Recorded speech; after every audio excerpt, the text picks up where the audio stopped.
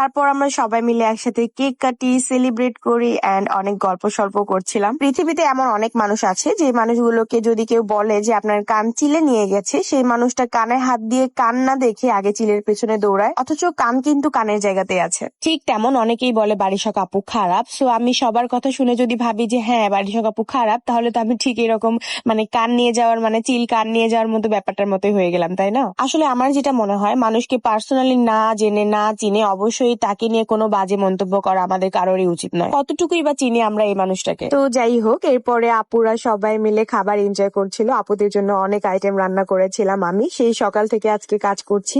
কাজ শেষ হতে হতে প্রায় 2টা বেজে যায়। আজকে আমার বাসায় কিন্তু শুধু বারিশাওক আপু নিজে আসেননি, তার হাজবেন্ডও এসেছিল এন্ড ভাইয়া পার্সোনালি অনেক বেশি ভালো মনের একজন মানুষ। এরপর আমরা খাওয়া দাওয়া শেষ করে আপুর সাথে একটা স্ন্যাপ নিয়ে নিচ্ছিলাম এন্ড আপুকে বলছিলাম, আপু আপনি অনেক বেশি স্লিম আর আমি দেখেন অনেক বেশি মোটু।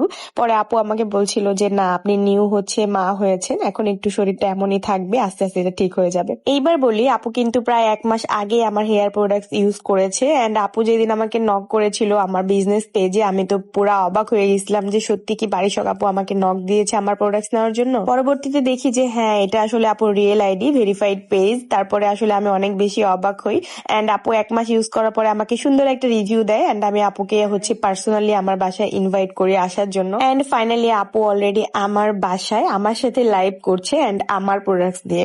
আলহামদুলিল্লাহ আলহামদুলিল্লাহ, আপনাদের সবার দোয়ায় আমাদের প্রোডাক্টস এখন এত বেশি ভাইরাল যে বারিশ আপু নিজে আমাদের প্রোডাক্ট ইউজ করে।